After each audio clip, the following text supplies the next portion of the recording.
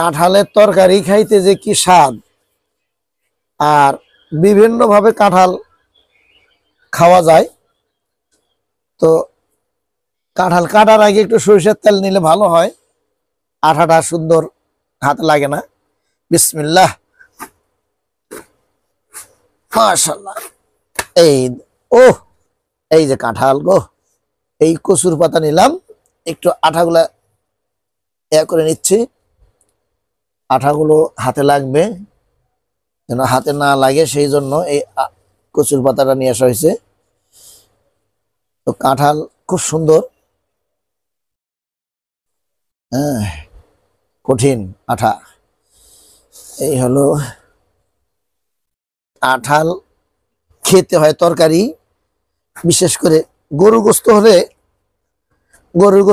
খুবই ভালো। তবে আমি আবার গরুর গোস্ত দিয়ে খাবো না, তার কারণ আমি মহিষের গোস্ত দিয়ে খাবো ইনশাআল্লাহ। আমরা কেটে সুন্দর করে ফ্রিজে রেখে দেবো, আস্তে আস্তে কাঁঠাল যখন শেষ হয়ে যাবে তারপর আমরা এই কাঁঠালের তরকারি খাবো ইনশাআল্লাহ। এই কাঁঠালের তরকারি আমার কাছে খুব প্রিয়, বহু কাঁঠাল খাই, আমার কাঁঠাল খুব পছন্দের। এই না কাঁঠালের সিলটা আছে,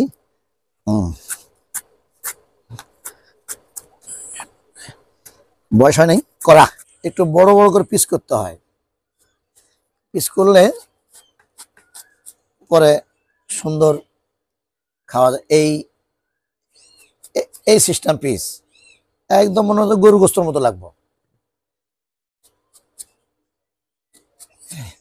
আর জলপই আলু মানে জাম আলু সিদ্ধ করে দিয়ে একটু